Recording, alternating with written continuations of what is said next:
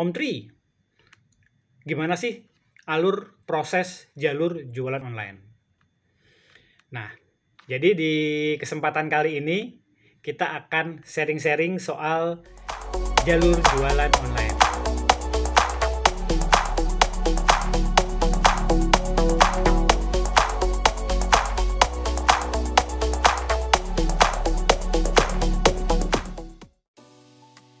Nah, udah mulai ya?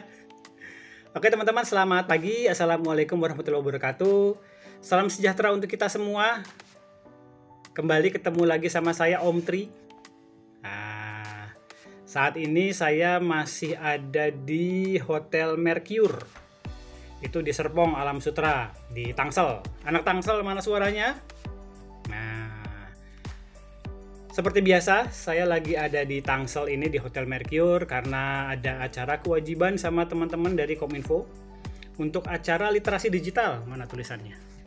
Literasi digital. Nah, jadi kelihatan sajiannya banyak ya di belakang ya. Saya belum sempat beresin, biarin aja. Gitu. Semoga nggak jadi salah fokus ya, malah ngeliatin sajian saya tuh yang di belakang. Oke, nggak masalah. Ini hari terakhir. Dari 4 hari saya acara dengan teman-teman Kominfo. Nanti saya ngisi sesi siang. Jadi pagi ini masih agak free. Masih ada waktu untuk kita sharing-sharing, bikin konten soal seperti biasa. Channel YouTube-nya PT Kompas Digital Internasional hanya membahas 3 hal. Yang pertama soal dunia per-SMK-an. Yang kedua soal digital marketing. Dan yang ketiga mungkin sedikit mengupas soal PT Kompas Digital Internasional. Soal digital marketingnya juga sedikit aja. Sorry. Oke, hari ini kita akan sharing-sharing soal lebih tepatnya menjawab pertanyaan kali ya. Jadi masih suka ada yang PM saya di Facebook, yang WA saya ke nomor saya, atau yang DM saya di Instagram soal macam-macam. Nah, salah satu yang paling sering muncul, pertanyaan yang cukup sering muncul adalah, Om Tri, gimana sih alur proses jalur jualan online? Nah, jadi di kesempatan kali ini kita akan sharing-sharing soal jalur jualan online. Simak ya. Oke. Seperti teman-teman ketahui bahwa di saat ini ya, di dunia digital marketing itu kenal ada 2 arus besar jalur jualan online. Yang pertama adalah kita kenal dengan yang namanya pay traffic alias jalur berbayar. Gitu. Ini kita sering lihat kalau misalnya kita buka sosial media atau buka Google muncul ads atau iklan. Gitu. Sekarang saat ini hampir semua platform, Facebook, Instagram, kemudian Google sendiri, TikTok, YouTube dan yang lainnya itu sudah ada iklannya, ada ads-nya. Gitu. Itu wajar karena si pemilik dan pembuat platform ini kan sudah invest besar banget nih untuk ngembangin platform. Terus mereka dapat duitnya dari mana gitu kan? Nah, salah satunya adalah dengan ads itu, dengan iklan itu, iklan berbayar. Gitu. Ini cukup efektif, tapi juga resikonya besar karena tidak ada jaminan ketika kita ngiklan itu sudah pasti profit, nggak ada jaminan. Gitu. Makanya kemudian jalur berbayar ini atau pay traffic ini memang disarankan bagi teman-teman yang sudah punya pengalaman. Gitu. Tapi kalau teman-teman yang baru pemula, baru pertama kali jualan online, ini tidak disarankan pakai jalur ini. Resikonya besar. Gitu. Itu yang pertama, pay traffic. Nah, yang kedua itu kita kenal sebagai jalur organik atau free traffic atau jalur gratisan. Nah, ini relatif lebih aman teman-teman karena kita nggak perlu spending duit buat ngiklan. Tugas kita ya bikin akun, kemudian posting, optimasi kayak gitu.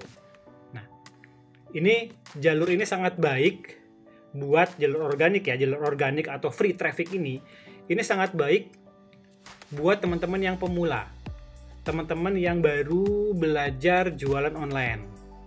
Gitu. Ini sangat baik buat latihan dasarnya. Nah, termasuk juga buat teman-teman SMK. Gitu. Seperti teman-teman ketahui, PT Kompas Digital Internasional, kami salah satu fokusnya adalah membina, mendidik, mengarahkan teman-teman SMK. Salah satu fokusnya ke sana. Nah, kami ngajarin gimana caranya siswa SMK itu bisa memanfaatkan gadget mereka, HP mereka itu untuk jadi duit, untuk produktif. Nggak cuman ngabisin duit doang, ngabisin kuota kayak gitu doang, nggak, tapi harus produktif jadi duit. Nah, salah satunya adalah dengan ngajarin mereka jualan online. Nah, teknik jualan online yang kami ajarkan ke siswa SMK itu di awal, terutama di awal ya, itu memang masih jalur gratisan atau free traffic atau organik. Itu yang kami ajarkan. Bahwa kemudian nanti setelah mereka kelas 3 kami juga singgung sedikit aja soal pay traffic, itu beda urusan. Itu hanya sekedar mereka mengetahui, punya wawasan soal pay traffic. Tapi intinya mereka tetap fokusnya belajar jualan via jalur organik dulu atau free traffic. Itu dulu yang memang kami drill sampai mereka betul-betul paham dan wajib bisa ngomset. Jadi seperti teman-teman ketahui, kalau PT Kompas mendampingi siswa SMK, targetnya simple saja, nggak muluk-muluk saya. Targetnya gimana supaya siswa SMK itu bisa berani bilang sama orang tuanya, Bapak, Ibu, saya tolong jangan dikasih uang jajan. Targetnya itu, simple. Siswa SMK berani bilang ke orang tuanya, Bapak, Ibu, saya tolong jangan dikasih uang jajan. Kenapa? Karena mereka sudah bisa ngomset sendiri. Jadi kalau sekedar beli bensin buat motor dari rumah ke sekolah, mereka buat jajan, beli cilok, beli seblak, beli es teh, itu mereka nggak minta duit. Beli pulsa, ya mereka sudah bisa beli pakai uang sendiri. Target saya simple sebetulnya, nggak muluk-muluk kok. Gitu. Nah, itu berarti ada dua hal. Yang pertama adalah bagaimana kemampuan teknis mereka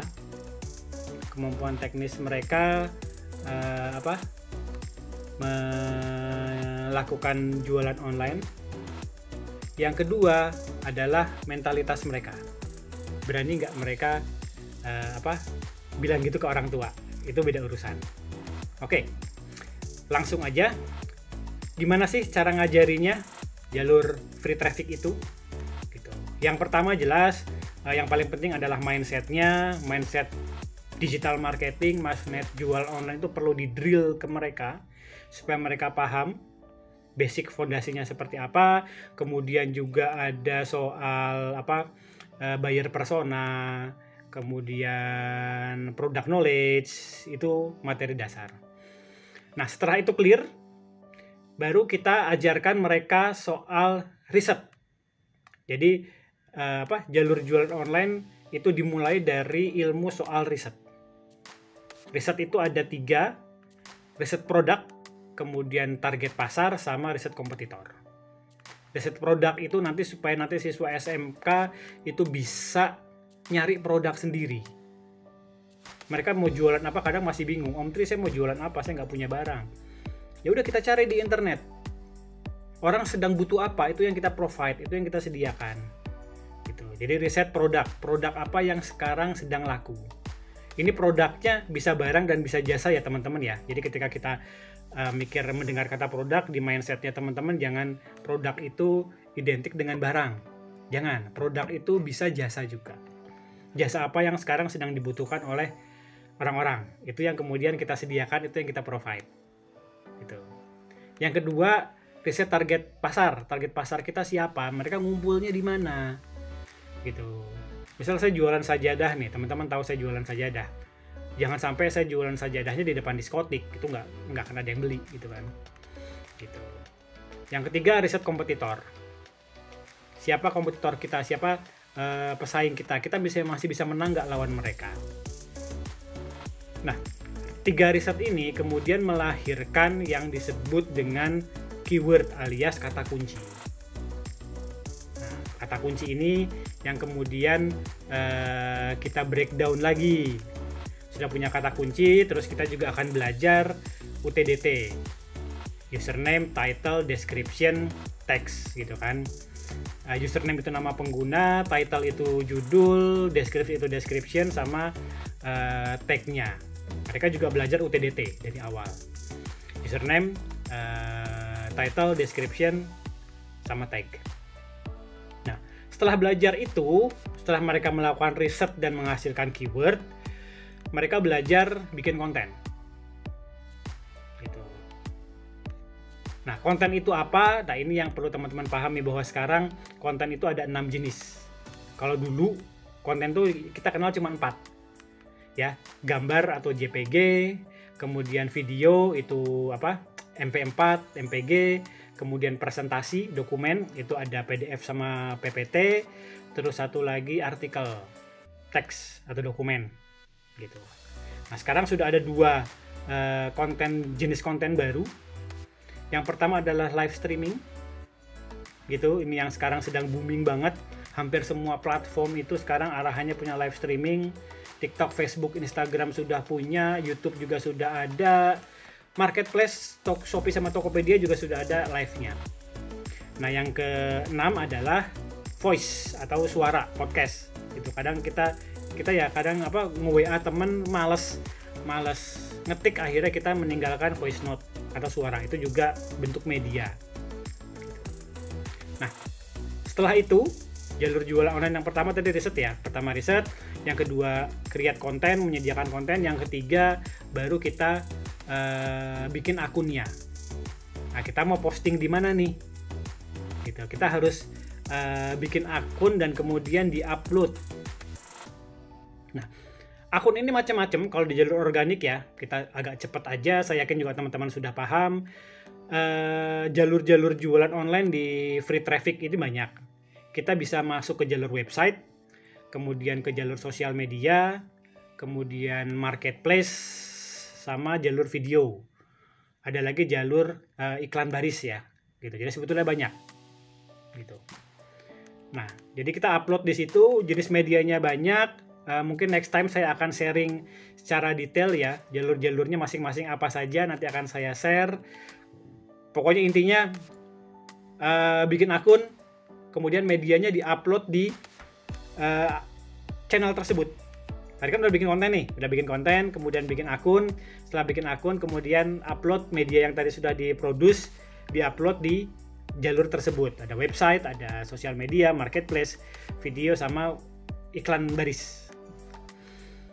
Gitu. Nah, setelah itu baru kita masuk ke optimasi. Gitu. Percuma kita upload, percuma kita bikin akun sampai ratusan kalau tidak terindeks di Google.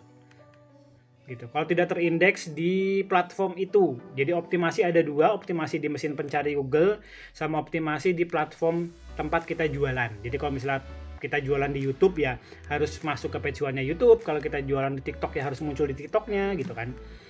Gitu. Kenapa ini penting?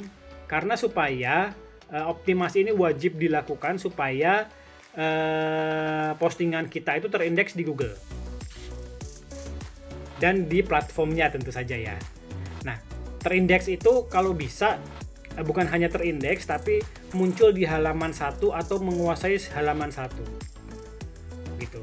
Kenapa kok harus muncul di halaman 1? Ya supaya ketika orang lagi butuh, orang lagi nyari, itu yang ditemukan itu postingannya kita.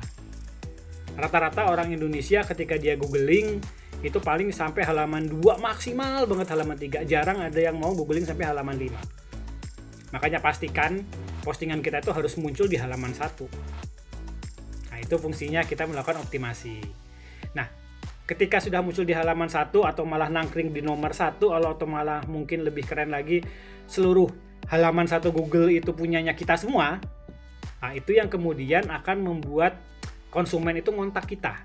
Jadi ketika konsumen googling, yang ditemukan adalah postingan kita, dia ngeklik postingan kita, dia lihat nomor HP kita atau nomor HP-nya CS ya, kemudian dia ngontak. Itu yang disebut leads, alias konsumen yang mengontak kita. Itu disebut leads. Nah, biasanya nih orang digital marketing ini berhenti di sini. Hanya sampai istilahnya publishing sama media. Jadi tukang bikin konten sama tukang upload. Ini. Padahal sebetulnya masih ada 2 step lagi yang harus dipelajari. Ini yang juga kemudian jadi concern kami di SMK. Kalau sekedar posting, sekedar masuk page one itu gampang. Tapi kemudian bagaimana mengelola leads yang masuk ketika ada orang nanya-nanya, kita bisa closing, itu urusan lain. Nah, ini yang kemudian jadi titik tekannya PT Kombas Digital International itu di situ.